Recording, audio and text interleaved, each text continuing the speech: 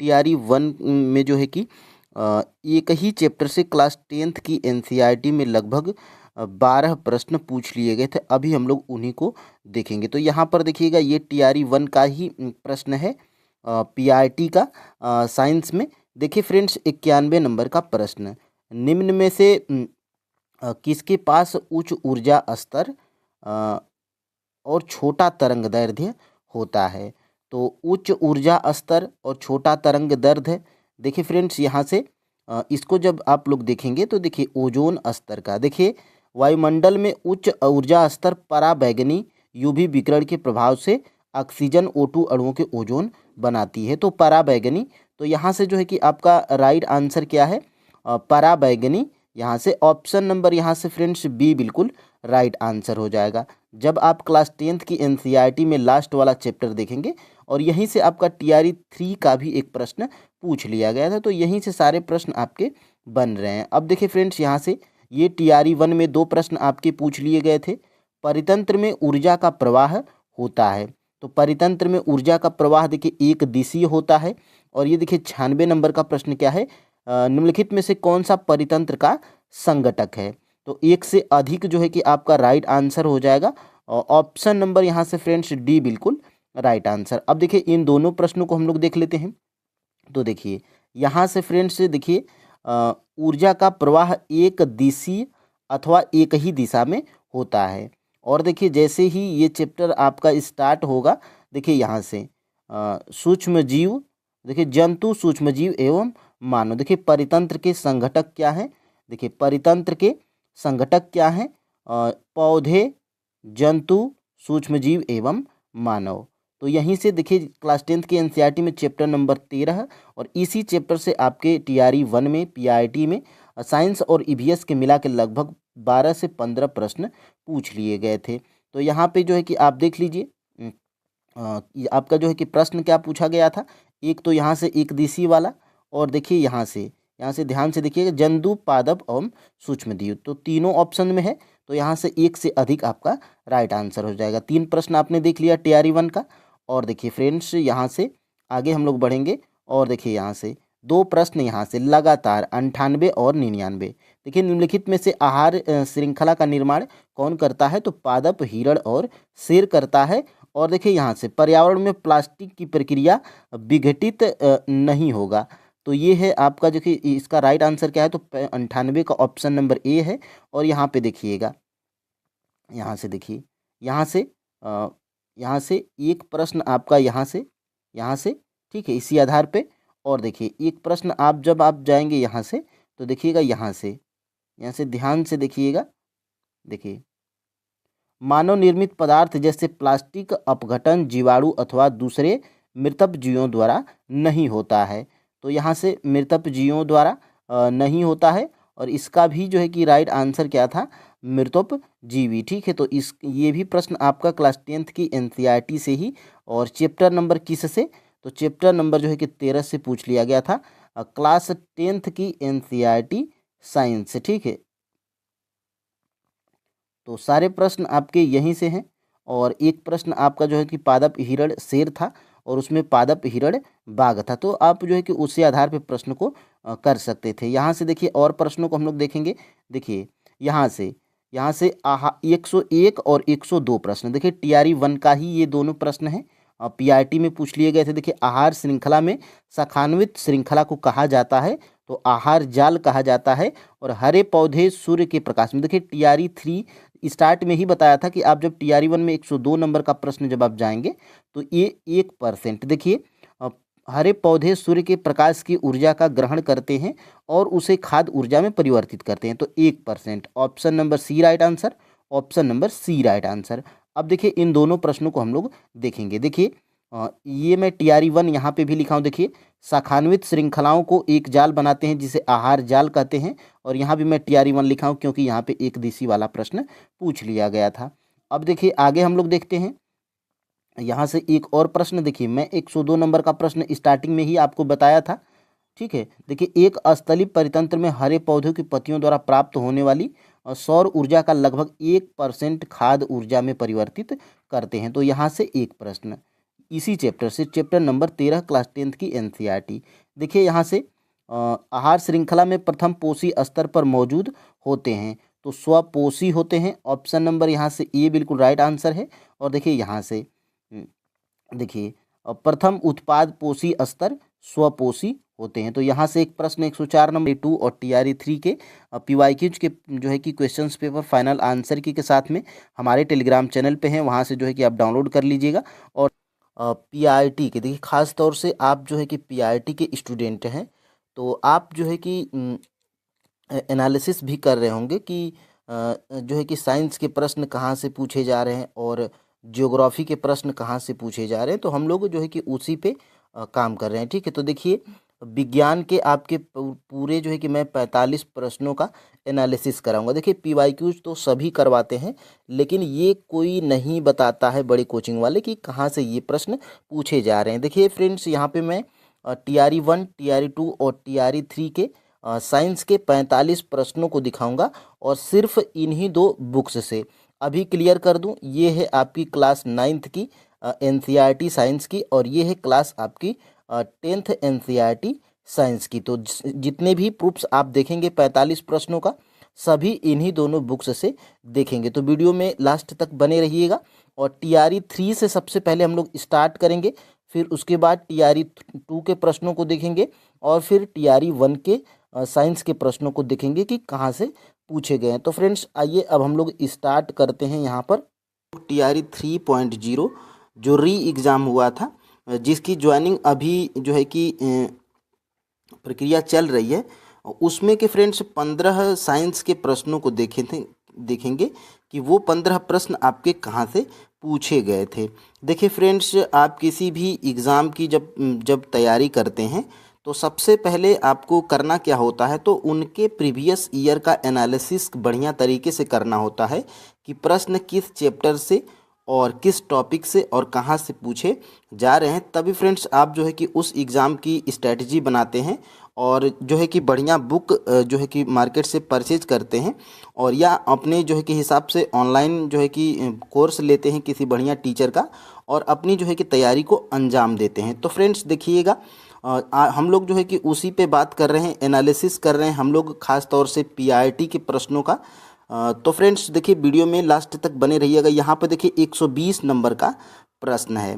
देखिए फ्रेंड्स, इस वीडियो को अगर आप लास्ट तक देख लेते हैं, तो ये आपको जो है कि क्लियर हो जाएगा कि आपको जो है कि साइंस के लिए हमें पीआईटी के लिए या 6 to 8 के लिए कहाँ से पढ़ना है, और किन चीज़ों को जो है कि सटीक चीज़ों को पढ़ के हम लोग साइंस में अच्छा स्कोर कर सकते हैं। देखिए फ्रेंड्स, मैं ये जो सोर्स आपको बताऊंगा बिल्कुल ऑथेंटिक बताऊंगा। और फ्रेंड्स देखिए यहाँ पे 120 नंबर का प्रश्न है, वाहनों के साइडों में ट्रैफिक देखने के लिए किस प्रकार के दर्पण का उपयोग किया जाता है।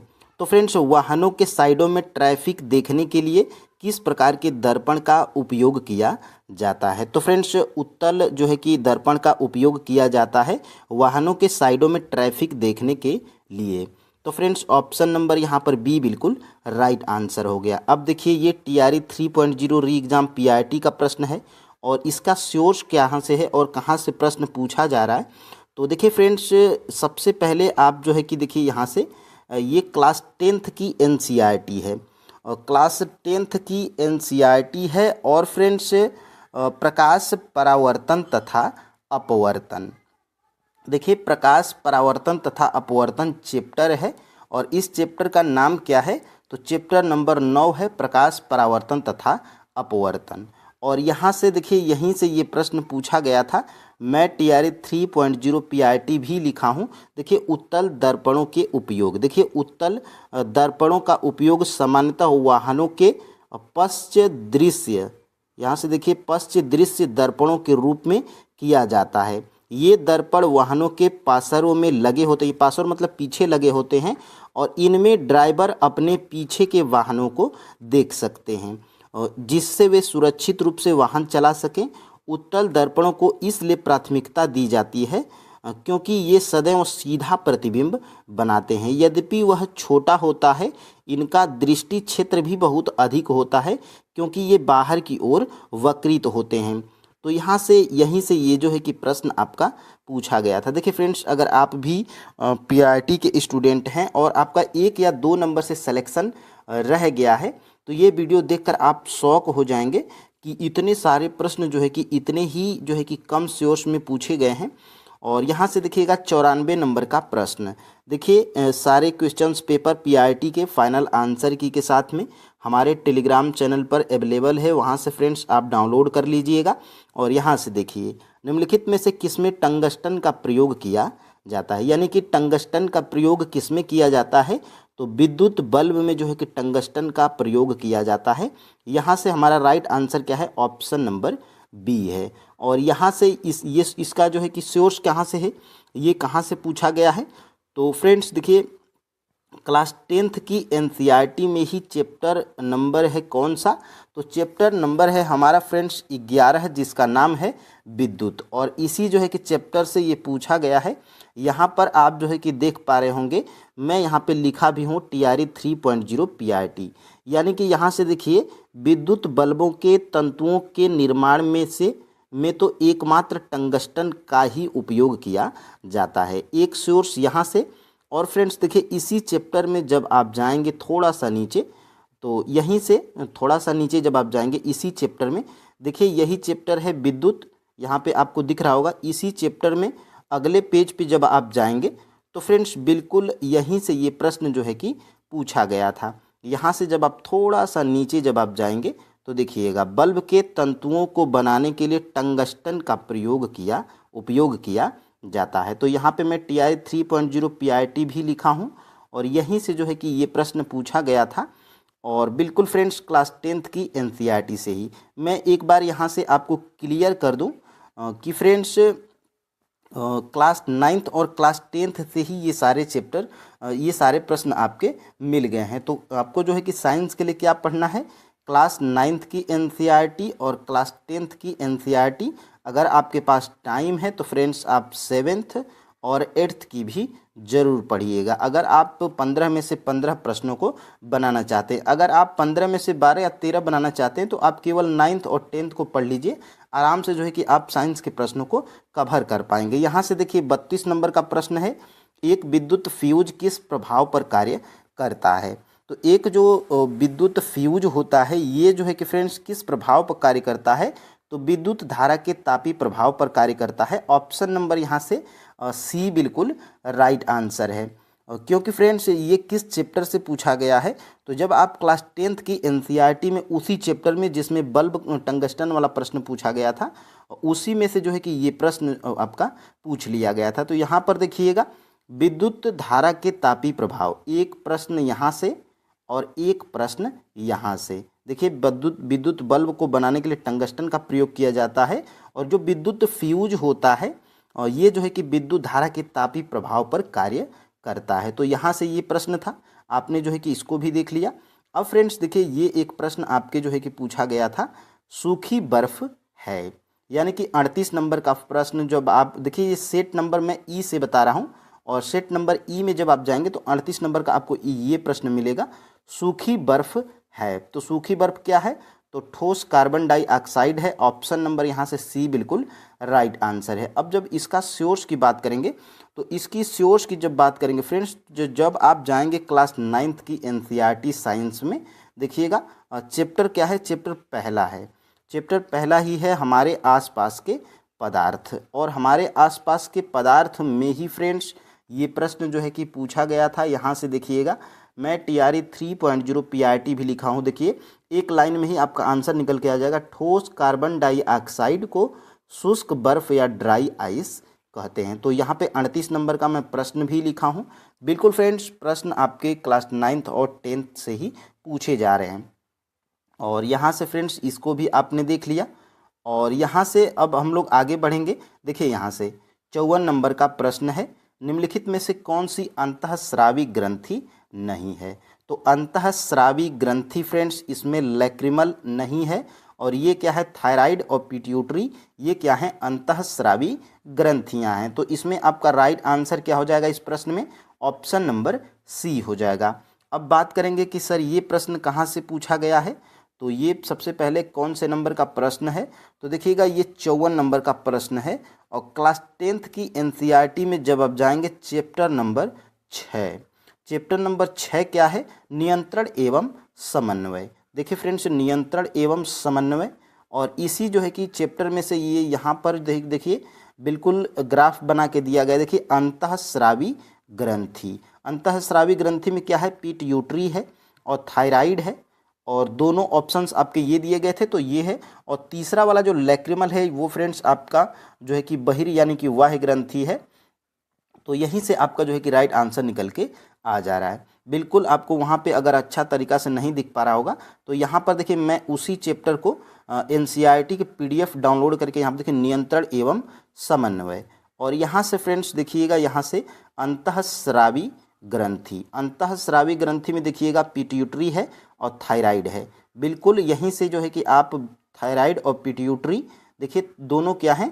अंतःस्रावी ग्रंथियां हैं। और आपके प्रश्न में क्या पूछा गया था? निम्न में से कौन सा अंतःस्रावी ग्रंथि नहीं है? तो फ्रेंड्स इसमें लैक्रिमल जो है कि अंतःस्रावी ग्रंथि नहीं है। तो यहाँ से ये प्रश्न का आंसर भी आपको मिल गया है। और अब हम लोग बढ़ेंगे 129 नंबर का प्रश्न। देखिए क्या पूछा गया है? 129 नंबर का प्रश्न देखिए, प्राचीन भारतीय धातुकर्म का आश्चर्य लौह स्तंभ स्थित है। अब आप इसको कहेंगे कि ये स्टैटिक जीके है या ये प्रश्न साइंस से नहीं पूछा गया है, तो इसको भी मैं प्रूफ के साथ में दिखाऊंगा। देखिए प्राचीन जो भारतीय धातुकर्म का आश्चर्य लौह स्तंभ है ये कहाँ पर है? तो ये दिल्ली में है, दिल्ली में है फ्रेंड्स। ऑप्शन नंबर बी बिल्कुल राइट आंसर हो जाएगा। और जब आप फ्रेंड्स जाएंगे क्लास 10th की एनसीईआरटी में चैप्टर नंबर 3 में, तो चैप्टर नंबर 3 क्या है? धातु एवं अधातु। यहाँ पर देखिएगा धातु एवं अधातु। और देखिए इसी जो है कि चैप्टर में यहाँ पे दिल्ली स्थित लौह स्तंभ के बारे में दिया गया है। तो यहीं से आपका राइट आंसर निकल के आ जा रहा है। इसका जो है कि इस चैप्टर में दिल्ली स्थित लौह स्तंभ का जिक्र क्यों किया गया है? देखिए लगभग 1600 वर्ष पूर्व भारत के लौह कर्मियों ने दिल्ली में एक लौह स्तंभ बनाया। उन्होंने जंग से लोहे को बचाने के लिए एक विधि विकसित की। इस स्तंभ की जंगता से प्रतिरोधकता का अवलोकन विश्व के कई वैज्ञानिक कर चुके हैं। यह स्तंभ कुतुब मीनार के निकट है स्थित है। यह लौह स्तंभ 8 मीटर ऊंचा है और भार कितना है? तो 6 टन है। तो यहाँ से भी प्रश्न आपका बन सकता है, क्योंकि फ्रेंड्स जो दिल्ली स्थित लौह स्तंभ है इसमें जंग नहीं लगता है, और इसी के कारण जो है कि धातु एवं अधातु में चैप्टर में ये प्रश्न दिया गया है। तो बिल्कुल फ्रेंड्स यहाँ से ये प्रश्न था। और यहाँ से फ्रेंड्स 138 नंबर के प्रश्न की बात जब करेंगे हम लोग, तो निम्नलिखित में से नीले लिटमस को लाल में बदल देगा, यानी कि जो नीले लिटमस को लाल कर देगा वो क्या कहलाता है? तो वो फ्रेंड्स अम्ल कहलाता है। तो अम्ल कहलाता है। तो अम्ल इसमें क्या है? तो अम्ल फ्रेंड्स इसमें सिरका है। तो आपका राइट आंसर भी क्या हो जाएगा? सिरका हो जाएगा। ऑप्शन नंबर यहाँ से बी बिल्कुल राइट आंसर है। और इसके प्रूफ की अगर बात करेंगे तो जब आप जाएंगे क्लास 10th की एनसीईआरटी के चैप्टर नंबर 2 में, चैप्टर नंबर 2 क्या है फ्रेंड्स? तो देखिएगा अम्ल क्षारक एवं लवण है। और अम्ल क्षारक एवं लवण है। और यहाँ से देखिएगा बिल्कुल यहाँ से दिया गया है। देखिए सिरका, मैं यहाँ पे TRE 3.0 भी लिखा हूँ। देखिए सिरका क्या है? तो सिरका एक अम्ल है, ठीक है, सिरका अम्ल है। और अम्ल क्या करता है? तो नीले लिटमस पत्र को लाल कर देता है। तो यहाँ से ये प्रश्न जो है कि बना था। देखिए चैप्टर नंबर 2 है अम्ल क्षारक एवं लवण। और यहाँ से देखिएगा बिल्कुल नींबू पानी सिरका एवं बेकिंग सोडा का विलयन। और यहाँ से देखिए अम्लों का स्वाद खट्टा होता है और सिरका का भी स्वाद खट्टा होता है, इसलिए फ्रेंड्स सिरका क्या है? अम्ल है। और ये अम्ल क्या करता है? यह नीले लिटमस पत्र को लाल कर देते हैं। तो यहाँ से इस प्रश्न का आपका आंसर निकल के आ गया है। अब देखिए फ्रेंड्स आगे हम लोग बढ़ेंगे और 87 नंबर के प्रश्न की तरफ हम लोग बढ़ेंगे। 87 का देखिए, मानव आँख की फोकस दूरी में परिवर्तन निम्नलिखित में से किसके कारण होता है? यानी कि जो मानव नेत्र होता है उसमें जो फोकस दूरी में परिवर्तन किस किस चीज़ के कारण होता है? तो वो होता है फ्रेंड्स सिलियरी मसल्स के कारण जो है कि मानव नेत्र की फोकस दूरी में परिवर्तन देखने को मिलता है, घटती है या बढ़ती है। तो यहाँ से आपका राइट आंसर क्या है? ऑप्शन नंबर सी है। अब बात करेंगे इस प्रश्न के प्रूफ की। तो देखिएगा जब आप जाएंगे क्लास 10th की एनसीईआरटी में चैप्टर नंबर 10, चैप्टर नंबर 10 क्या है? तो देखिएगा यहाँ से चैप्टर नंबर हमारा 10 है, मानव नेत्र तथा रंग बिरंगा संसार। और इस चैप्टर से देखिए बहुत सारे प्रश्न आपके पूछे गए हैं। और यहाँ से देखिएगा समंजन क्षमता, समंजन क्षमता में देखिए पश्चमाभी पेशियां सिकुड़ जाती हैं, इससे अभिनेत्र लेंस की वक्रता जो है कि बढ़ जाती है। अभिनेत्र लेंस अब मोटा हो जाता है, परिणाम स्वरूप अभिनेत्र लेंस की फोकस दूरी घट जाती है। यानी कि पश्चमाभी पेशियों के द्वारा जो है कि फोकस दूरी में परिवर्तन देखने को मिलता है। और पश्चमाभी पेशियां होता क्या है फ्रेंड्स, तो ये हिंदी है और इसको इंग्लिश में ही इसी पश्चमाभी पेशियों को सिलियरी मसल्स भी हम लोग कहते हैं।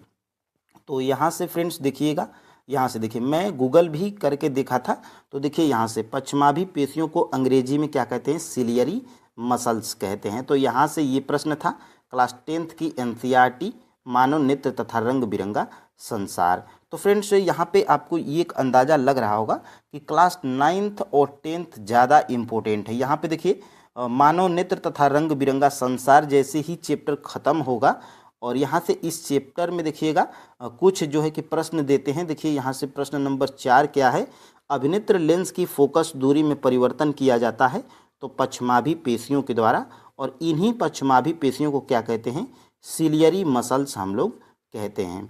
तो सिलियरी मसल्स हम लोग कहते हैं, ठीक है। तो यहाँ से ये प्रश्न जो है कि आपका मिल गया है। अब देखिए फ्रेंड्स यहाँ से निम्नलिखित में से कौन सा एक वानस्पतिक हार्मोन है, यानी कि इनमें से वानस्पतिक हार्मोन कौन सा है। तो फ्रेंड्स इसका जो है कि राइट आंसर क्या हो जाएगा, ऑप्शन नंबर ए हो जाएगा, साइटोकाइनिन क्या है, एक वानस्पतिक हार्मोन है। ऑप्शन नंबर यहाँ पर ए बिल्कुल राइट आंसर हो जाएगा। अब बात करेंगे हम लोग इस प्रश्न के सोर्स की। तो देखिएगा यहाँ से जब आप जाएंगे क्लास 10th की एनसीईआरटी में चैप्टर नंबर 6 है, चैप्टर नंबर 6 क्या है, नियंत्रण एवं समन्वय। देखिएगा फ्रेंड्स यहाँ से पहला प्रश्न क्या दिया गया है इस चैप्टर में अभ्यास में, देखिएगा निम्नलिखित में से कौन सा पादप हार्मोन है, और पादप हार्मोन में देखिएगा क्या है, साइटोकाइनिन है। ऑप्शन नंबर यहाँ से डी बिल्कुल राइट आंसर। देखिए TRE 3.0 में PYQ भी लिखा हूँ जो कि PIT में पूछा गया था।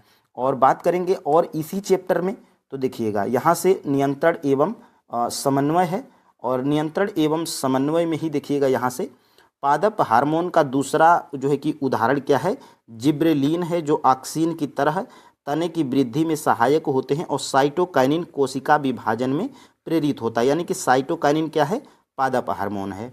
अब देखिएगा और ऑप्शंस की बात करेंगे तो देखिएगा यहाँ से जंतु हार्मोन, और जंतु हार्मोन में क्या है, तो यहाँ से देखिएगा यहाँ से एस्ट्रोजन, मादा में जो है कि एस्ट्रोजन का स्रावण किसके द्वारा होता है, तो एस्ट्रोजन के द्वारा यहाँ पे होता है। अब देखिए फ्रेंड्स यहाँ से ये प्रश्न जो है कि पूछा गया था, और देखिए मादा में, यानी कि फ्रेंड्स ये एस्ट्रोजन क्या है, तो ये जंतु हार्मोन है, और साइटोकाइनिन क्या है, तो पादप हार्मोन है।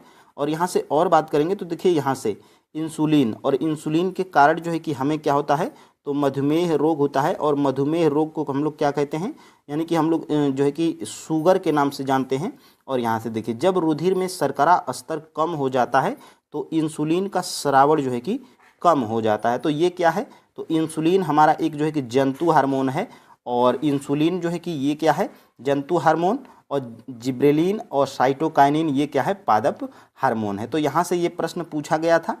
अब देखिए फ्रेंड्स यहाँ से ओजोन O3 के बारे में कुछ तथ्य हैं, यानी कि 41 नंबर का प्रश्न। तो इसका जो है कि राइट आंसर क्या है, जो है कि आयोग ऑप्शन नंबर ई माना था, और बिल्कुल सही है ऑप्शन नंबर ई। अब देखिए ओजोन O3 के बारे में जब आप जाएंगे फ्रेंड्स, यहाँ से ओजोन O3 के बारे में जब आप यहाँ पे जाएंगे क्लास 10th की एनसीईआरटी में, जब चैप्टर नंबर लास्ट है हमारा पर्यावरण, और हमारे पर्यावरण चैप्टर में क्या दिया गया है, ओजोन O3 के बारे में यहाँ पर दिया गया है।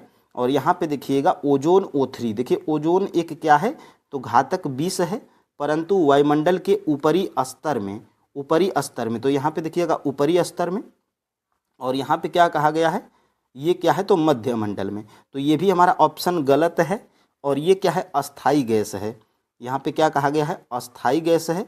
और यहाँ पे देखिएगा ये क्या है, तो यहाँ पे देखिएगा सुरक्षा प्रदान करती है, और यहाँ से देखिए उच्चतम स्तर पराबैंगनी विकिरण के प्रभाव के ऑक्सीजन O2 के अणुओं को ओजोन बनती है। उच्च ऊर्जा वाले पराबैंगनी विकिरण अणुओं O2 को स्वतंत्र विघटित कर सकती है। तो यहाँ से जो है कि इस प्रश्न का आंसर निकल के आ गया था। अब देखिए फ्रेंड्स, आगे हम लोग बढ़ेंगे और यहाँ से देखिए बायोगैस का प्रमुख घटक क्या है। तो बायोगैस का जो है कि प्रमुख घटक है friends, option number B, methane को कहा जाता है, CH4। और यहाँ से जो है कि यहाँ से देखिएगा बायोगैस का प्रमुख घटक क्या है, मीथेन है, जिसको CH4 के नाम से जानते हैं। और जब बात करेंगे हम लोग इस जो है कि प्रश्न की कि कहाँ से पूछा गया है, तो क्लास 10th की NCERT में जब आप चैप्टर नंबर 4 की तरफ जाएंगे, कार्बन एवं उसके यौगिक, और इस चैप्टर से ही ये जो है कि प्रश्न पूछा गया था। यहाँ पे देखिएगा मैं TRE 3.0 PRT PYQs भी लिखा हूँ। देखिए मेथेन को देखते हैं, जो कार्बन का यौगिक है, ईंधन के रूप में मेथेन का अधिकाधिक उपयोग होता है तथा यह बायोगैस एवं संपीड़ित प्राकृतिक गैस CNG का प्रमुख घटक है। और देखिए मीथेन, इसका जो है कि एग्जाम्पल क्या है, मीथेन, और मीथेन का सूत्र क्या है, CH4। तो बायोगैस किसका घटक है, तो मीथेन का घटक है। और यहीं से जो है कि ये प्रश्न आपका पूछ लिया गया था। तो आप जो है कि देख पा रहे होंगे यहाँ से। और ये देखिए 113 नंबर का प्रश्न, 113 नंबर का प्रश्न हमें मिला था, लेकिन फ्रेंड्स क्लास 9th और 10th में नहीं मिला था, क्लास जो है कि 7th की NCERT में मिला था। देखिए रासायनिक भाषा में मोर्चा यानी कि जंग क्या है, तो इसका जो है कि राइट आंसर क्या है, तो इसका जो है कि राइट आंसर फ्रेंड्स हमारा है हाइड्रेट फेरिक ऑक्साइड। और यहाँ से देखिएगा हाइड्रेट फेरिक ऑक्साइड। तो यहाँ से इस जो है कि लोहे में जंग लगना, इसके बारे में क्लास 7th में इसका जिक्र किया गया है। तो अगर फ्रेंड्स आप पढ़े रहेंगे तो प्रश्न को बना पाएंगे। और यहाँ से देखिएगा लाइकेन में शैवाल एवं कवक का रिश्ता पारिस्थितिकी में कहलाता है, तो ये सभी को पता है। म्यूटलिज्म यानी कि सहोपकारिता, ऑप्शन नंबर यहाँ से C बिल्कुल राइट आंसर है। और ये हमें क्लास 8th की NCERT में मिला था। अब फ्रेंड्स यहाँ से देखिएगा, और यहाँ से देखिएगा निम्नलिखित में से कौन सी एक श्रृंखला खाद्य श्रृंखला है, यानी कि इसमें खाद्य श्रृंखला क्या है, तो घास जो है कि हिरण और बाघ, ये क्या है, तो ये हमारे खाद्य श्रृंखला का निर्माण हो रहा है। ऑप्शन नंबर यहाँ से A बिल्कुल राइट आंसर है। और यहाँ से जब 127 नंबर के प्रश्न की बात करेंगे, तो जब आप जाएंगे क्लास 10th की NCERT में, चैप्टर नंबर क्या है, 13 है। और चैप्टर नंबर 13 में यहाँ से देखिएगा क्या पूछा गया है। देखिए सबसे पहले आहार श्रृंखला एवं जाल, और यहाँ से देखिए क्या प्रश्न पूछा गया है, एक खाद्य श्रृंखला है। तो देखिएगा यहाँ से प्राकृतिक में एक आहार श्रृंखला का निर्माण हो रहा है। और यहाँ पे देखिएगा पादप हो जाएगा, पेड़ पौधे हो जाएगा, घास हो जाएगी, और हिरण हो जाएगा, और यहाँ पे बाघ हो जाएगा। क्योंकि खाद्य श्रृंखला कैसी होती है, तो देखिए ये प्राथमिक उपभोक्ता, और ये द्वितीयक उपभोक्ता, और बाघ जो है कि तृतीयक उपभोक्ता। प्राथमिक उपभोक्ता को जो है कि द्वितीय उपभोक्ता, देखिए घास को हिरण खा जाता है, और हिरण को जो है कि बाघ खा जाता है। तो ये यहाँ पे हमारा जो है कि खाद्य श्रृंखला का निर्माण हो रहा है, और यहीं से जो है कि ये प्रश्न पूछा गया था। अब देखिए फ्रेंड्स यहाँ से जैसे ही ये चैप्टर ख़त्म होगा, यहाँ से आप देख पा रहे होंगे हमारा पर्यावरण, और हमारे पर्यावरण चैप्टर में जैसे ही अभ्यास में यहाँ पर देखिएगा, ये जो प्रश्न आपका है ये क्लास 8th में पूछ लिया गया था। 6 to 8 मैथ और साइंस में सेम यही ऑप्शन, सेम यही प्रश्न। और यहाँ से देखिए निम्नलिखित में से आहार श्रृंखला का निर्माण करते हैं, तो घास और बकरी और मानव। तो यहाँ से घास को जो है कि बकरी खा जाएगी, और बकरी को जो है कि मानव खा जाता है। तो यहाँ से जो है कि आहार श्रृंखला का निर्माण हो रहा है। तो बेसिक सा प्रश्न है, कॉमन सेंस अगर लगाएंगे तो आंसर आपका निकल के आ जाएगा। और यहाँ से देखिए एक खाद्य श्रृंखला में कौन से पोषक स्तर का ऊर्जा स्तर सबसे अधिक होता है, तो ऑप्शन नंबर यहाँ से C बिल्कुल राइट आंसर है। यहाँ पे उत्पाद का जो है कि पोषक स्तर का ऊर्जा स्तर सबसे अधिक होता है। और ये जो है कि क्लास 10th की NCERT में इसी चैप्टर में चैप्टर नंबर 13 है हमारा पर्यावरण। और यहाँ से जब आप जाएंगे फ्रेंड्स, बिल्कुल देखिएगा यहाँ से क्या हो रहा है, तो यहाँ से देखिएगा, यहाँ से देखिएगा, क्योंकि उपभोक्ता के अगले स्तर के ऊर्जा के लिए सबसे बहुत कम मात्रा में ऊर्जा उपलब्ध हो पाती है। और यहाँ से देखिएगा निचले पोषी स्तर पर जीवों की संख्या सर्वाधिक है, अतः उत्पादक स्तर पर यह संख्या सर्वाधिक है। और यहाँ से देखिएगा, यानी कि उत्पादक स्तर पे जो है कि ऊर्जा स्तर सबसे अधिक है। और ये जब उत्पादक से देखिए सबसे अधिक ऊर्जा स्तर इसमें होता है, और जब आगे जैसे जैसे बढ़ती है वैसे ऊर्जा स्तर सबसे कम होती है। तो तृतीयक जो उपभोक्ता होता है उसमें ऊर्जा स्तर सबसे कम हो जाती है। तो यहीं से ये प्रश्न पूछा गया था। और यहाँ से देखिएगा ये TRE 1 में पूछ लिया गया था।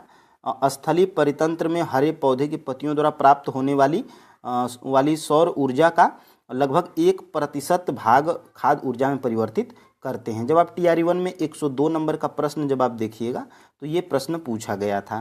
तो फ्रेंड्स आप लगभग 15 प्रश्नों को देखे हैं। और यहाँ से देखिएगा, एक खाद्य श्रृंखला में कौन से पोषक स्तर का ऊर्जा स्तर सबसे अधिक होता है, तो उत्पादक होता है। एनालिसिस करेंगे और श्योर्स भी देखेंगे। यहाँ पर देखिए ये 56 नंबर का प्रश्न आपके TRE 2.0। देखिए 2.0 में बहुत कम सीटें थी, इसलिए फ्रेंड्स इसमें बहुत लोग ध्यान नहीं देते हैं। लेकिन सीटें कम हो या ज़्यादा हो उस पर आपको ध्यान नहीं देना है। सिर्फ आपको, अगर आप PRT के स्टूडेंट हैं तो TRE 1, TRE 2 और TRE 3 के क्वेश्चंस पेपर का बढ़िया तरीके से सभी सब्जेक्ट का आप एनालिसिस करिए। और जो है कि TRE 4.0 में अपना जो है कि बेहतर स्ट्रेटजी बनाइए और जो है कि बढ़िया स्कोर करिए। ठीक है, तो यहाँ से देखिए मानव कान का श्रवण प्रास क्या होता है, ये आपके TRE 2.0 में पूछा गया था PRT में प्रश्न। जिसका जो है कि राइट आंसर क्या है, तो जिसका राइट आंसर है ऑप्शन नंबर ए, 20 हर्ट्ज से 20,000 हर्ट्ज तक। तो अब हम लोग इसका सोर्स देखेंगे कि ये कहाँ से प्रश्न पूछा गया है। तो यहाँ पर फ्रेंड्स सबसे पहले मैं बता दूं कि ये क्लास 10th की NCERT है। और क्लास 10th की NCERT साइंस में जब आप ध्वनि नामक चैप्टर में जाएंगे तो यहाँ पे इस प्रश्न का आपको आंसर मिल जाएगा। देखिए कहाँ पर दिया गया है, बिल्कुल बढ़िया तरीके से मैं यहाँ पर TRE 2.0 PRT भी लिख दिया हूँ। और यहाँ से फ्रेंड्स देखिएगा ये आपका प्रश्न, यहाँ से आपके प्रश्न का आंसर मिल जाएगा। देखिए मैं TRE 2.0 PRT लिखा हूँ। देखिए, हम सभी आवृत्ति की ध्वनियों को नहीं सुन सकते हैं। मनुष्यों में ध्वनि की श्रव्यता का परिसर लगभग 20 हर्ट्ज से 20,000 हर्ट्ज तक होता है। देखिए एक लाइन में जो है कि आपका आंसर निकल के यहाँ से आ जाएगा।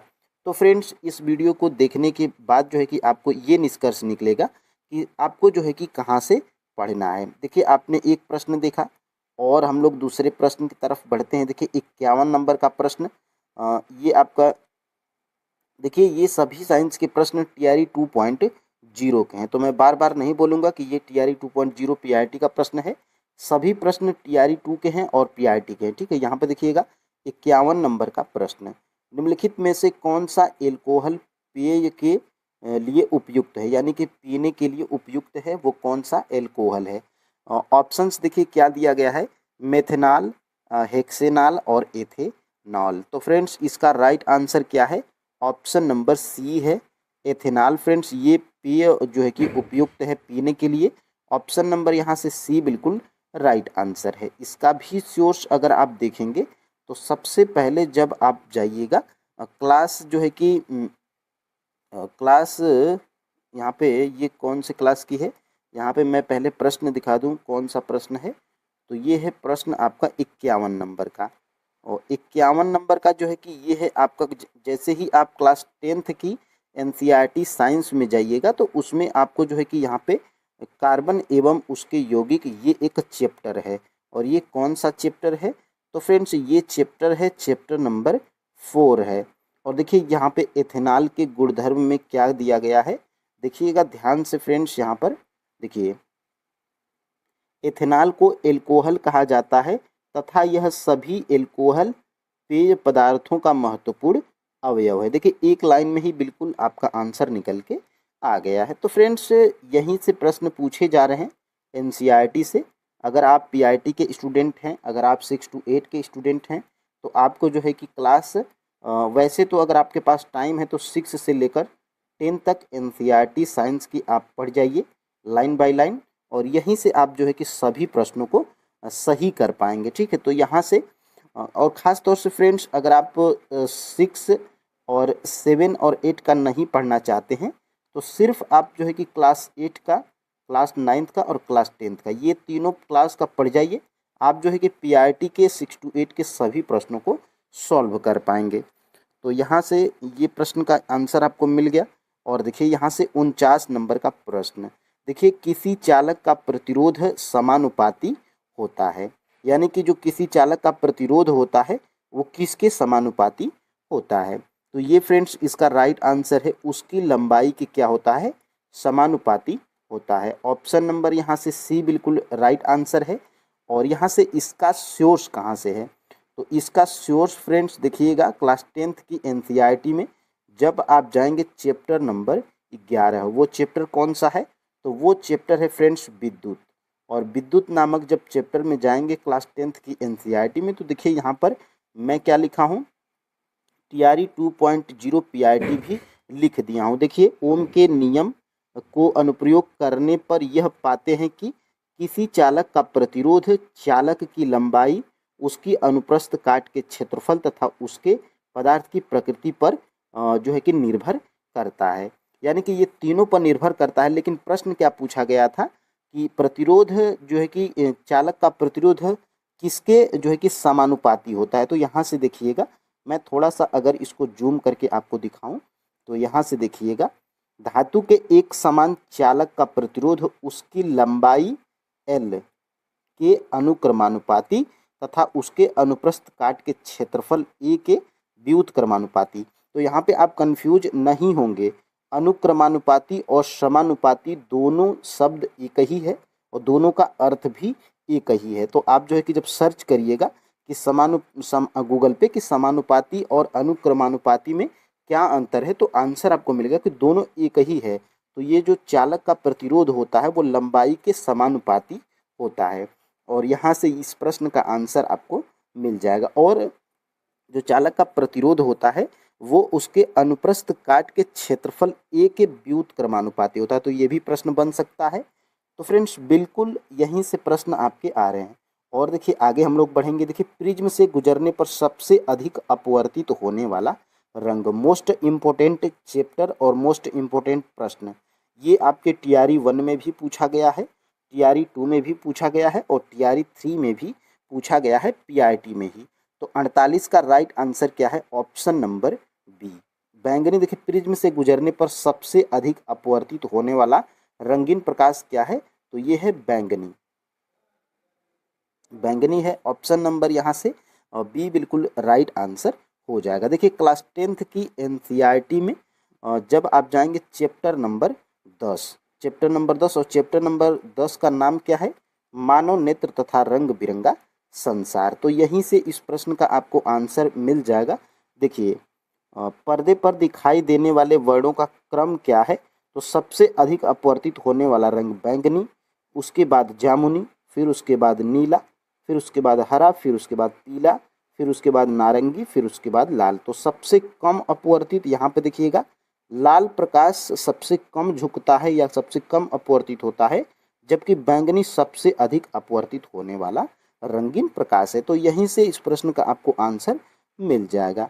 अब देखिए फ्रेंड्स ये भी प्रश्न आपके टीआरई 1 में भी, टीआरई 2 में भी और टीआरई 3 में भी पूछा गया है। खाने के डिब्बों पर जस्ता के बजाय टीन की परत चढ़ी होती है क्यों। तो देखिए फ्रेंड्स जब आप गूगल करेंगे तो जस्ता और टीन नहीं, जस्ता और जिंक ये दोनों क्या हैं, ये एक ही हैं फ्रेंड्स। ठीक है, आप कमेंट जो है कि सर्च करके देख लीजिएगा। जस्ता और टीआरई 1 में क्या पूछा था, जिंक के बजाय टीन की परत क्यों चढ़ी होती है। और टीआरई ये देखिए टीआरई 2 में क्या पूछ दिया है, जस्ता के बजाय टीन का उपयोग। तो जस्ता और टीन दोनों एक ही है और इस प्रश्न का आंसर क्या है, टीन की तुलना में जो है कि जस्ता अधिक प्रतिक्रियाशील होता है। तो ऑप्शन नंबर यहाँ से सी बिल्कुल राइट आंसर है। और यहाँ से इस प्रश्न का सोर्स क्या है, तो इस प्रश्न का जो है कि सोर्स यही है कि क्लास 10th की एनसीईआरटी और चैप्टर नंबर 3 में जाएंगे। और चैप्टर नंबर 3 क्या है, धातु एवं अधातु। और यहीं से देखिए एक और प्रश्न आपके टीआरई 3 में पूछा गया था जिसको मैं कल बताऊंगा, और यहाँ पे आज भी देख लीजिए। देखिए क्या प्रश्न पूछा गया है टीआरई 3.0 पीआरटी में कि लौह स्तंभ कहाँ पर स्थित है। तो लौह स्तंभ फ्रेंड्स दिल्ली में स्थित है और ये आपके क्लास 10th की एनसीईआरटी चैप्टर नंबर 3 धातु एवं अधातु नामक चैप्टर में जो है कि लौह स्तंभ का उल्लेख भी किया गया है। तो यहीं से ये प्रश्न देखिए टीआरई 3.0 री एग्जाम पीआईटी भी मैं यहाँ पे लिख दिया हूँ। अब आपके आते हैं आंसर पे। तो यहाँ से देखिएगा, यहाँ से ध्यान से देखिएगा, लोहे एवं इस्पात, थोड़ा सा मैं जूम करूँगा, यहाँ पे देखिए लोहे एवं इस्पात को जंग से सुरक्षित रखने के लिए उन पर जस्ते और जिंक, देखिए जस्ता और जिंक दोनों एक ही है कि पतली परत चढ़ाने की विधि को यसद लेपन कहते हैं। और देखिए जैसे ही ये चैप्टर खत्म होगा और इस चैप्टर के लास्ट में जो है कि 3-4 जो है कि बहुविकल्पी प्रश्न दे देता है। और इसमें देखिए खाद्य पदार्थों के डिब्बों पर जिंक की बजाय जो है कि टीन का लेप होता है, क्यों? तो इसका राइट आंसर क्या है? टीन की अपेक्षा जिंक अधिक अभिक्रियाशील होता है। देखिए मैं टीआरई 1 पीआरटी फर्स्ट शिफ्ट भी लिखा हूँ और ये आपके टीआरई 2 में भी प्रश्न पूछा गया है। तो बिल्कुल फ्रेंड्स सोर्स आपके यही हैं। बस आपको देखिए किसी अगर आप सोचेंगे कि कोई कॉमन जीके जीएस की बुक को रख के हम लोग पढ़ लें तो वैसे भी सभी किताबें अच्छी होती हैं फ्रेंड्स, लेकिन एनसीईआरटी से डायरेक्टली प्रश्न उठाए जा रहे हैं। देखिए धातु निष्कर्षण में निम्नलिखित में से किसका उपयोग किया जाता है? तो धातु निष्कर्षण में जो है कि निम्नलिखित में से जो है कि इसमें कोक का उपयोग किया जाता है। ऑप्शन नंबर यहाँ से ए बिल्कुल राइट आंसर है। और इसका सोर्स की बात करेंगे तो जैसे ही आप जाएंगे क्लास 10th की एनसीईआरटी, देखिएगा यहाँ से कितने नंबर का, 47 नंबर का प्रश्न है। क्लास 10th की एनसीईआरटी चैप्टर नंबर 3 है, क्या है? तो धातु एवं अधातु। और यहीं से ये प्रश्न जो है कि बनाया गया है। यहाँ से आप ध्यान से देखिएगा, धातुओं का निष्कर्षण। तो धातुओं का निष्कर्षण किन धातुओं में होता है, किन के द्वारा होता है? यहाँ पे इसको जब आप पढ़ेंगे पूरे चैप्टर को तो यहाँ से इसका आंसर आपको मिल जाएगा। फिलहाल इसका राइट आंसर क्या है? धातुओं के निष्कर्षण में कोक का उपयोग किया जाता है। और कोक क्या है? तो फ्रेंड्स कोयले का ही एक उत्पादित रूप है। और यहाँ से देखिएगा माचिस के डिब्बी में रगड़ने वाली सतह मौजूद मुख्य रासायनिक घटक क्या है? यानी कि ये तो बेसिक प्रश्न है फ्रेंड्स। अगर आप कोई भी कॉमन जो है कि एग्ज़ाम की तैयारी करते रहे होंगे तो ये आपको पता होगा कि जो माचिस की जो डिब्बी होती है उस पर जिस पे हम तिल्ली को रगड़ते हैं तो उस पर फास्फोरस जो है कि रासायनिक फास्फोरस नामक पदार्थ लगा होता है जो देखिए भूरा कलर का होता है। तो इसका राइट आंसर क्या है? Option number B. तो इस जो है कि प्रश्न का जो है कि आंसर क्या है? Option number B. और फ्रेंड्स यहाँ से देखिएगा 52 नंबर का प्रश्न, किसी ईंधन की दक्षता के संदर्भ में व्यक्त की जाती है, यानी कि ईंधन को किस में मापा जाता है? तो उसके कैलोरी मान में मापा जाता है। ऑप्शन नंबर यहाँ से बी फ्रेंड्स बिल्कुल राइट आंसर हो जाएगा। तो बेसिक प्रश्न है। आप जो है कि क्लास 8th 9th और 10th की एनसीईआरटी को जब आप पढ़े रहेंगे तो आराम से जो है कि आप प्रश्न को बना पाएंगे। यहाँ से देखिएगा 55 नंबर का प्रश्न, मानव गुर्दे की कोशिका में लिंग गुणसूत्रों की संख्या होती है। तो इसमें जो है कि देखिएगा यहाँ पे प्रश्न देखिए कंफ्यूज मत होइएगा, लिंग गुणसूत्रों की संख्या कितने जोड़ी होती है? 1 जोड़ी होती है कि 2 जोड़ी होती है कि 3 जोड़ी होती है? तो इसमें लिंग गुणसूत्रों की संख्या जो है कि 1 जोड़ी होती है। यहाँ पे ऑप्शन नंबर क्या राइट आंसर है? Option number A. और इसका सोर्स देखिए फ्रेंड्स, यहाँ से जब आप जाइएगा इसमें कौन से नंबर का प्रश्न है थोड़ा एक बार देख लेता हूँ, यहाँ पे 55 नंबर का। तो जाएंगे आप क्लास 10th की एनसीईआरटी और चैप्टर नंबर 8। चैप्टर नंबर 8 देखिए अनुवांशिकता। और अनुवांशिकता से एक प्रश्न आपके पीआरटी में जरूर पूछा जाता है जो कि बहुत ही बेसिक है। 2 या 3 पेज का ये चैप्टर है और इससे प्रश्न बन रहा है। तो यहाँ पे देखिएगा मैं टीआरई 2.0 पीआरटी भी लिखा हूँ, यानी कि यहीं से आपका जो है कि इस प्रश्न का आंसर मिलेगा। तो यहाँ पे देखिएगा मानव में अधिकतर गुणसूत्र माता और पिता के गुणसूत्रों के प्रतिरूप होते हैं। इनकी संख्या 22 जोड़ी होती है, लेकिन जो लिंग को निर्धारित करने वाले जो गुणसूत्र होते हैं उनकी जोड़ा जो है कि एक युग्म, यानी कि परंतु एक युग्म जिसे लिंग गुणसूत्र कहते हैं, यानी कि एक युग्म यानी कि एक जोड़ी होती है जो लिंग का निर्धारण करते हैं। तो उन गुणसूत्रों की संख्या कितना होती है? तो 1 जोड़ी होती है। तो यहाँ पे इसका जो है कि राइट आंसर आपको मिल गया होगा और यहीं से जो है कि ये प्रश्न बनाया गया था। और यहाँ से फ्रेंड्स देखिएगा निम्नलिखित में से किसमें उच्चतम ऊर्जा होती है। तो इसमें फ्रेंड्स देखिए सेम यही प्रश्न घुमाकर थोड़ा पूछ दिया गया है। अभी मैं ऊपर एक प्रश्न बताया था कि उच्चतम ऊर्जा या सबसे अधिक अपवर्तित होने वाला रंग, तो वो है क्या, तो बैंगनी है। लेकिन इसमें बैंगनी नहीं दिया गया है, तो यहाँ पे इसका राइट आंसर क्या है, नीला है। यानी कि सबसे उच्चतम जो है कि ऊर्जा किसकी होती है, तो नीले रंग प्रकाश की होती है।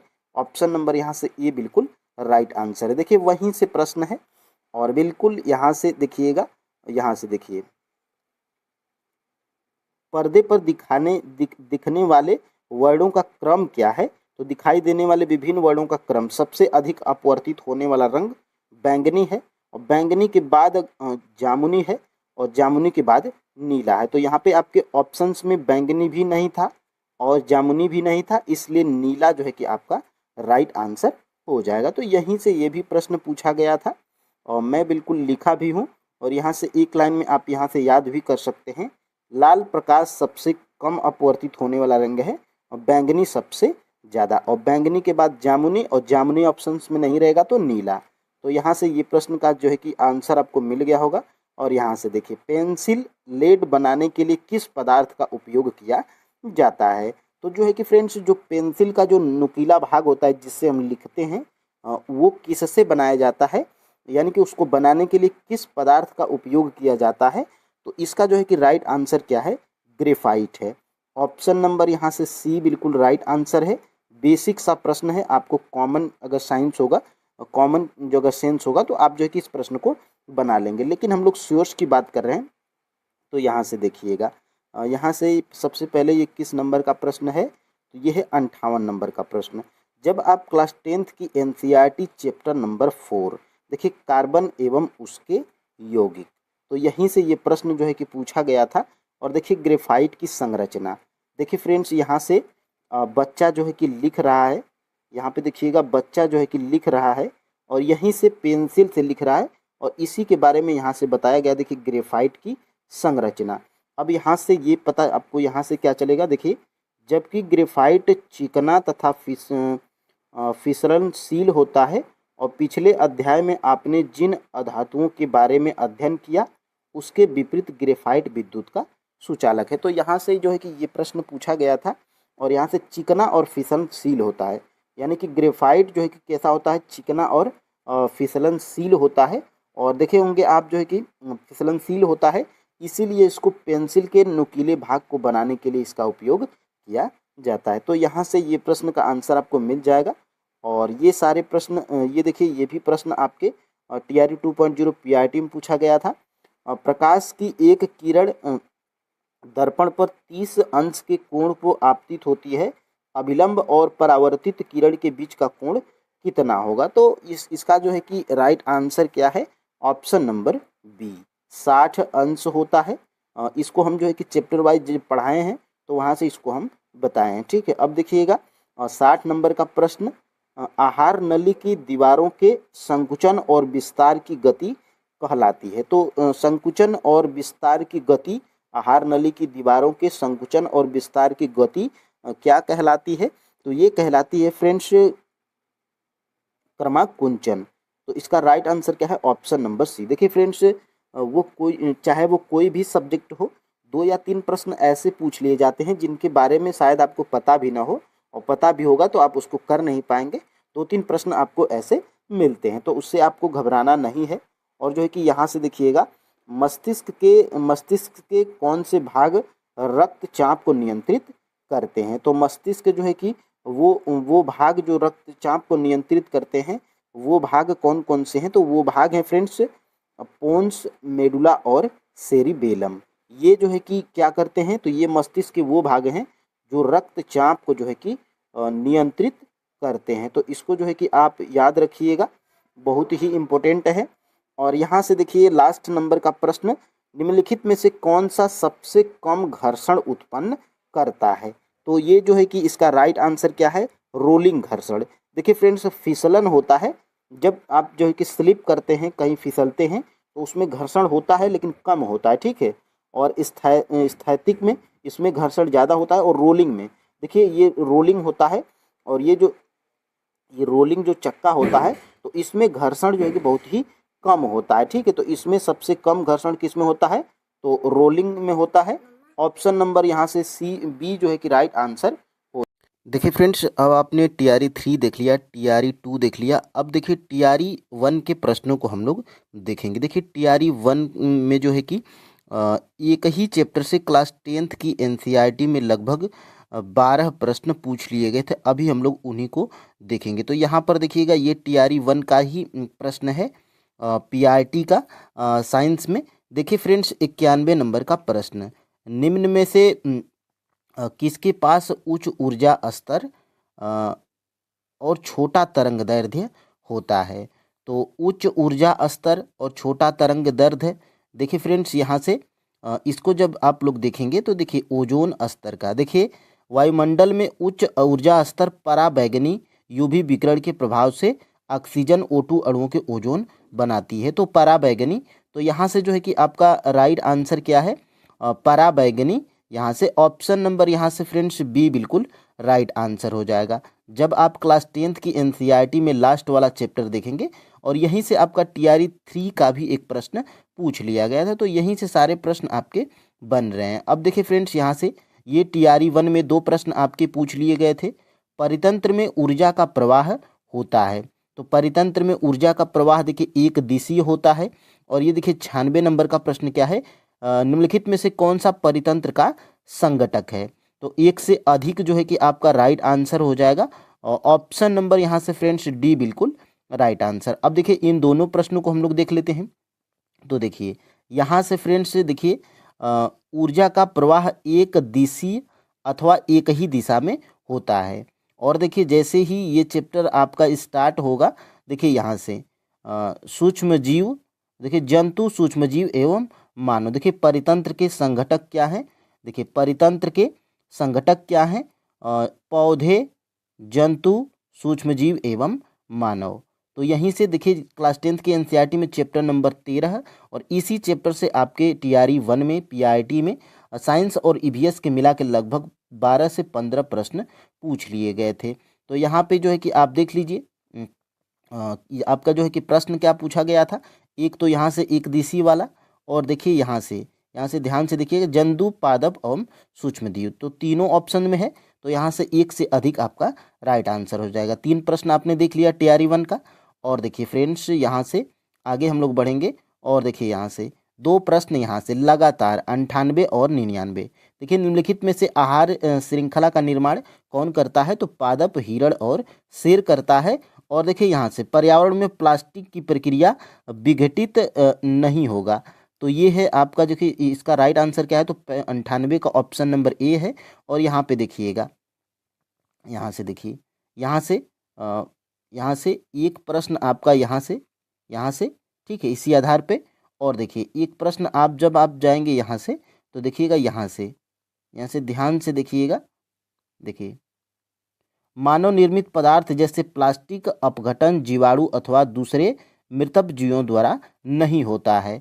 तो यहाँ से मृतक जीवों द्वारा नहीं होता है। और इसका भी जो है कि राइट आंसर क्या था? मृतक जीवी। ठीक है, तो इस ये भी प्रश्न आपका क्लास 10th की एनसीईआरटी से ही, और चैप्टर नंबर किस से? तो चैप्टर नंबर जो है कि 13 से पूछ लिया गया था, क्लास 10th की एनसीईआरटी साइंस से। ठीक है, तो सारे प्रश्न आपके यहीं से हैं। और एक प्रश्न आपका जो है कि पादप हिरण शेर था और उसमें पादप हिरण बाघ था। तो आप जो है कि उसी आधार पे प्रश्न को कर सकते थे। यहाँ से देखिए और प्रश्नों को हम लोग देखेंगे। देखिए यहाँ से 101 और 102 प्रश्न, देखिए टीआरई 1 का ही ये दोनों प्रश्न हैं, पीआरटी में पूछ लिए गए थे। देखिए आहार श्रृंखला में शाखान्वित श्रृंखला को कहा जाता है, तो आहार जाल कहा जाता है। और हरे पौधे सूर्य के प्रकाश में, देखिए टीआरई 3 स्टार्ट में ही बताया था कि आप जब टीआरई 1 में 102 नंबर का प्रश्न जब आप जाएंगे तो ये 1%, देखिए हरे पौधे सूर्य के प्रकाश की ऊर्जा का ग्रहण करते हैं और उसे खाद्य ऊर्जा में परिवर्तित करते हैं। तो 1%, option number C right answer, option number C right answer. अब देखिए इन दोनों प्रश्नों को हम लोग देखेंगे। देखिए ये मैं टीआरई 1 यहाँ पे भी लिखा हूँ। देखिए शाखान्वित श्रृंखलाओं को एक जाल बनाते हैं जिसे आहार जाल कहते हैं। और यहाँ भी मैं टीआरई 1 लिखा हूँ क्योंकि यहाँ पे एक दिशी वाला प्रश्न पूछ लिया गया था। अब देखिए आगे हम लोग देखते हैं। यहाँ से एक और प्रश्न देखिए, मैं 102 नंबर का प्रश्न स्टार्टिंग में ही आपको बताया था। ठीक है, देखिए एक स्थलीय परितंत्र में हरे पौधों की पत्तियों द्वारा प्राप्त होने वाली सौर ऊर्जा का लगभग 1% खाद्य ऊर्जा में परिवर्तित करते हैं। तो यहाँ से एक प्रश्न इसी चैप्टर से, चैप्टर नंबर 13 क्लास 10th की एनसीईआरटी। देखिए यहाँ से आहार श्रृंखला में प्रथम पोषी स्तर पर मौजूद होते हैं, तो स्वपोषी होते हैं। ऑप्शन नंबर यहाँ से ए बिल्कुल राइट आंसर है। और देखिए यहाँ से देखिए प्रथम उत्पाद पोषी स्तर स्वपोषी होते हैं। तो यहाँ से एक प्रश्न 104 नंबर का। और देखिए, और फ्रेंड्स हम लोग क्लास 10th की एनसीईआरटी साइंस पूरा कंप्लीट कर चुके हैं चैप्टर वाइज प्रूफ के साथ में। वो भी आप देख सकते हैं, टेलीग्राम चैनल से ज्वाइन हो जाइए, चैप्टर वाइज पीडीएफ भी आपको वहाँ पे मिल जाता है। और यहाँ से देखिए TRE 1, TRE 2 और TRE 3 के PYQs के जो है कि क्वेश्चंस पेपर फाइनल आंसर की के साथ में हमारे टेलीग्राम चैनल पे हैं, वहाँ से जो है कि आप डाउनलोड कर लीजिए। पूछे गए हैं TRE 1 में। तो यहाँ से ध्यान से देखिएगा। देखिए ये आपके, ये सबसे पहले ये प्रश्न आपको दिखा दूं। लोहे के बुरादे में तनु हाइड्रोक्लोरिक अम्ल डालने से क्या होता है? तो फ्रेंड्स लोहे के बुरादे में तनु हाइड्रोक्लोरिक अम्ल डालने से क्या होता है? तो फ्रेंड्स यहाँ पर हाइड्रोजन गैस और आयरन क्लोराइड का उत्पादन होता है। ऑप्शन नंबर यहाँ से फ्रेंड्स आपका ऑप्शन नंबर ए बिल्कुल राइट आंसर हो रहा है। अब ये प्रश्न आपका अगर TRE 1 में पूछा गया है साइंस में, तो ये कहाँ से पूछा गया है? तो बेहतरीन सोर्स यहाँ पर मैं आपको दिखाऊंगा, यहाँ से आप जो है कि देख पा रहे होंगे। देखिए ये क्या है, तो क्लास 10th की एनसीईआरटी है, जिसमें पहला ही चैप्टर है रासायनिक अभिक्रियाएं एवं समीकरण। और देखिए जैसे ही ये पहला चैप्टर खत्म होता है, तो इसमें अभ्यास के तौर पे 2 या 3 या बहुविकल्पी प्रश्न दे देता है, जो कि बहुत ही महत्वपूर्ण है। यहाँ पर देखिए लौह चूर्ण पर तनु हाइड्रोक्लोरिक अम्ल डालने पर क्या होता है? सही उत्तर का निशान लगाएं। देखिए यहीं से डायरेक्टली प्रश्न उठाया गया है और ऑप्शंस का भी हेरफेर नहीं है। और इसका राइट आंसर क्या है? हाइड्रोजन गैस एवं आयरन क्लोराइड बनता है। तो ऑप्शन नंबर यहाँ से ए बिल्कुल राइट आंसर हो जाएगा। और इसमें भी देखिएगा क्या हो रहा है, तो इस प्रश्न में भी फ्रेंड्स यही हो रहा है। इसमें भी देखिएगा हाइड्रोजन गैस और आयरन आयरन क्लोराइड का उत्पादन होता है। तो ये 27 नंबर का प्रश्न आपको स्क्रीन पे दिखाई दे रहा होगा। यहाँ से देखिएगा, ये आपको दिखाई दे रहा होगा 27 का जो है कि राइट आंसर क्या है? Option number A. तो लगभग हम लोग TRE 1 के में 15 प्रश्न पूछे गए थे, उन सभी 15 प्रश्नों को भी हम लोग देखेंगे। देखिए यहाँ से खाने के डिब्बों पर जिंक के बजाय टीन की परत चढ़ी होती है, क्योंकि? तो क्योंकि इसका राइट आंसर क्या है? तो इसका right answer friends option number C है। टीन की तुलना में जिंक अधिक प्रतिक्रियाशील होता है। तो यहाँ से आपका right answer option number C है। और इसका भी हम लोग श्योर से देखेंगे। तो देखिएगा जैसे ही आप जो है कि चैप्टर नंबर कौन सा खोलेंगे, तो जब क्लास 10th की एनसीईआरटी साइंस में जाएंगे, चैप्टर नंबर 3 है धातु एवं अधातु। और इसी चैप्टर में जैसे ही ये खत्म होता है, तो अभ्यास के तौर पे देता है। यहाँ पे आपको शायद दिख भी रहा होगा, खाद्य पदार्थों के डिब्बों पर जिंक की बजाय टीन का लेप होता है, क्यों? तो देखिए option number C right answer है। टीन की अपेक्षा जिंक अधिक अभिक्रियाशील है। तो फ्रेंड्स देखिए आपको इस वीडियो में PYQs के प्रश्न भी मिल जाएंगे। और एनालिसिस के तौर पे आपको यहाँ पे एनालिसिस ये कर लेना है कि किस किस चैप्टर से प्रश्न पूछे जा रहे हैं और कहाँ इसका सोर्स क्या है। तो देखिएगा अब हम लोग लगातार इस वीडियो को देखेंगे। देखिए 17 नंबर का प्रश्न है, जो कि TRE 1 में पूछा गया था। विद्युत विभव को मापने के लिए किस उपकरण का उपयोग किया जाता है? तो पोटेशियोमीटर और वोल्टमीटर का उपयोग किया जाता है। इसलिए फ्रेंड्स ऑप्शन नंबर यहाँ से डी बिल्कुल राइट आंसर हो जाएगा। और गैल्वेनोमीटर का उपयोग किसमें किया जाता है? तो विद्युत धारा को मापते हैं किससे? तो गैल्वेनोमीटर में। और एम्पियर में भी मापते हैं और गैल्वेनोमीटर में भी मापते हैं। इसका सोर्स क्या है? तो जैसे ही फ्रेंड्स आप क्लास 10th की एनसीईआरटी साइंस खोलेंगे, चैप्टर नंबर 11 है। तो चैप्टर नंबर 11 जब आप खोलेगा, तो देखिए यहाँ से देखिएगा विभवांतर की एक एक यंत्र द्वारा की जाती है जिसे वोल्ट मीटर कहते हैं। तो यहाँ से इस चैप्टर को जब आप पढ़िएगा तो ये प्रश्न का आंसर भी आपको मिल जाएगा। देखिए यहाँ से एक और प्रश्न पूछा गया था टीआरई 1 में साइंस का, चुंबकीय क्षेत्र है। तो चुंबकीय क्षेत्र फ्रेंड्स है एक सदिश राशि है या सदिश मात्रा है। ऑप्शन नंबर यहाँ से बी बिल्कुल राइट आंसर हो जाएगा। अब इस प्रश्न का सोर्स कहाँ से है? तो इस प्रश्न का सोर्स जैसे ही आप क्लास 10th की एनसीईआरटी साइंस में जाइएगा, विद्युत धारा के चुंबकीय प्रभाव नामक चैप्टर है और चैप्टर नंबर 12 है। यहाँ से आप जो है कि देखिएगा चुंबकीय क्षेत्र एक ऐसी राशि है, यहाँ से देखिएगा चुंबकीय क्षेत्र एक ऐसी राशि है जिसमें परिणाम तथा दिशा दोनों होते हैं। यानी कि देखिए जिसमें परिणाम तथा दिशा दोनों होंगे वो क्या होते हैं? तो वो सदिश राशि होते हैं। तो यहीं से ये प्रश्न जो है कि आपका पूछा गया था। तो ये सोर्स भी है और यहाँ से देखिएगा ये भी आपके टीआरई 1 में पूछा गया था साइंस में। एक व्यक्ति पृथ्वी पर अधिक भार किस स्थिति में धकेल सकता है? तो एक व्यक्ति पृथ्वी पर अधिक भार जो है कि ये किस स्थिति में धकेल सकता है? तो ये खड़े होने की स्थिति में वो ज़्यादा भार धकेल सकता है। तो ये बेसिक सा प्रश्न है जो कि आपके एग्जाम में पूछा गया था टीआरई 1 में साइंस में। और यहाँ से देखिए प्रिज्म से गुजरने पर सबसे अधिक अपवर्तित होने वाला रंग प्रकाश कौन सा है? तो ये बैंगनी है।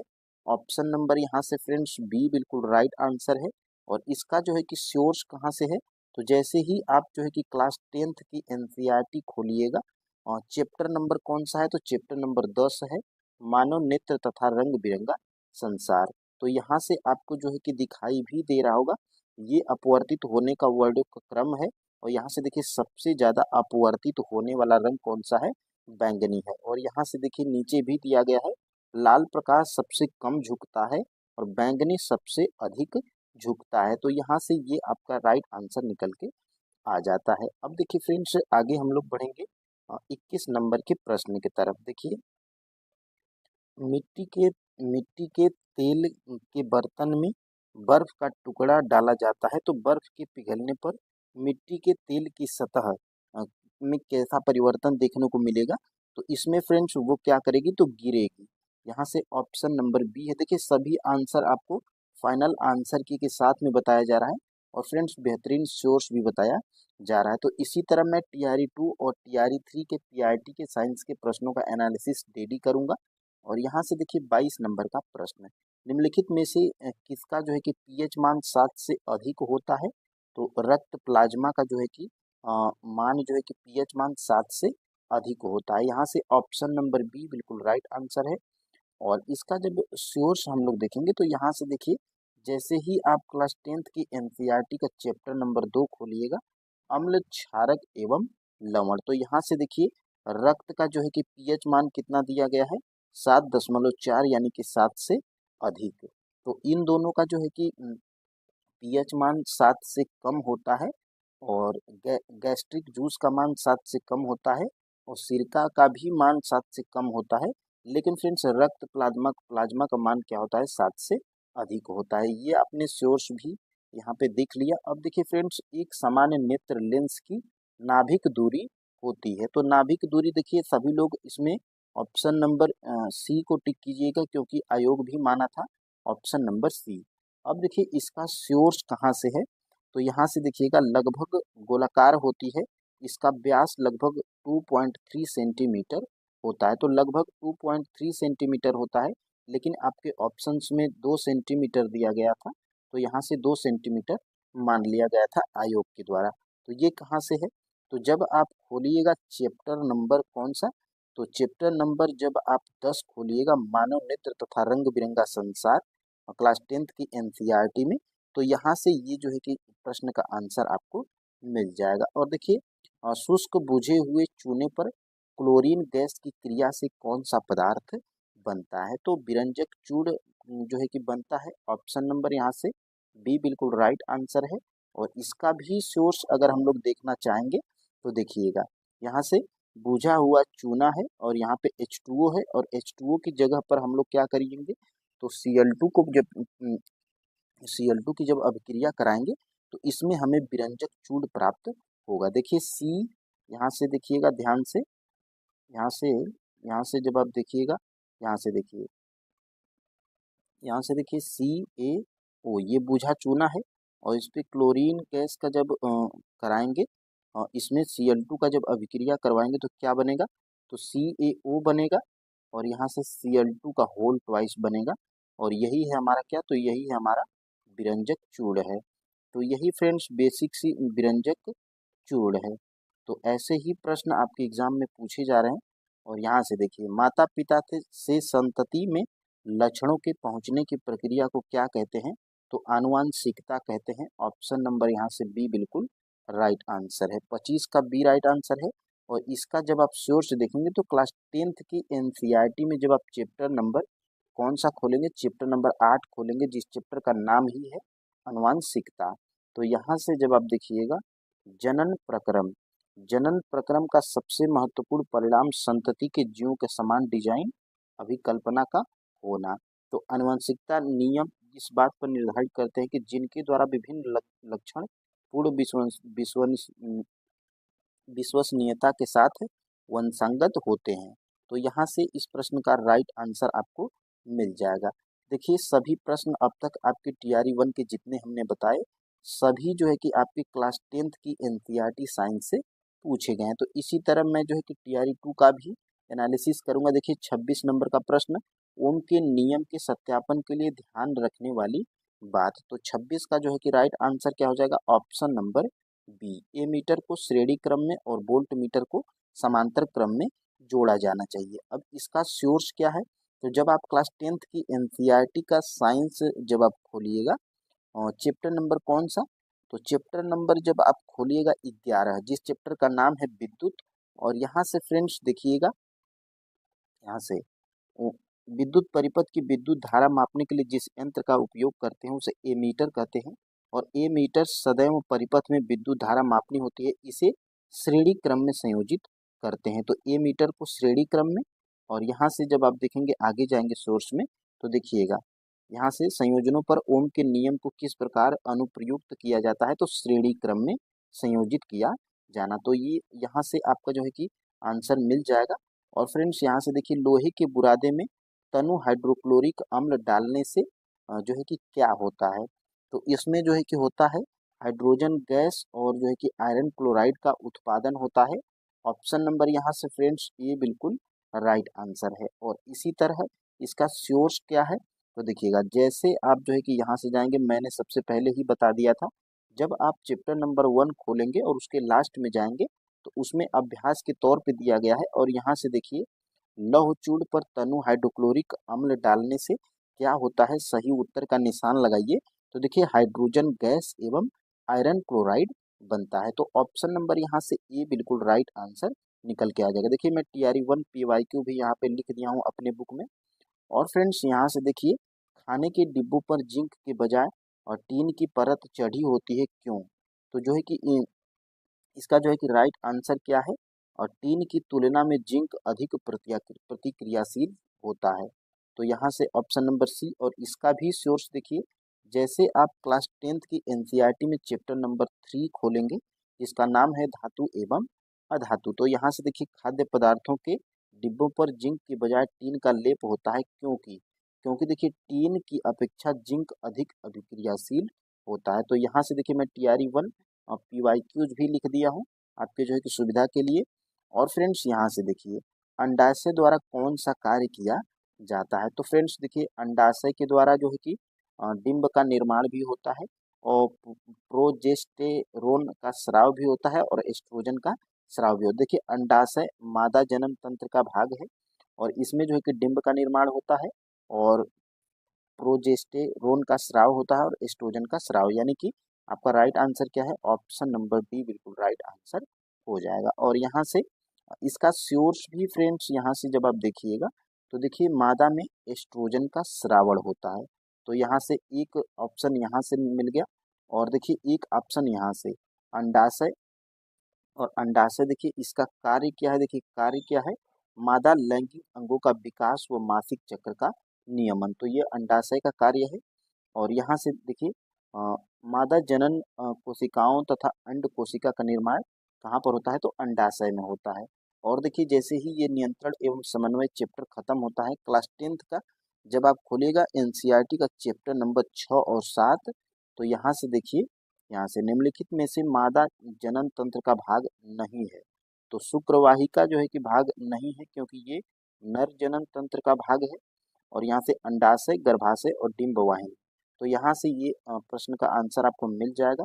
और यहाँ से फ्रेंड्स देखिए इमली में कौन सा अम्ल होता है, तो इमली में फ्रेंड्स होता है टार्टरिक अम्ल। ऑप्शन नंबर यहाँ से बी बिल्कुल राइट आंसर है।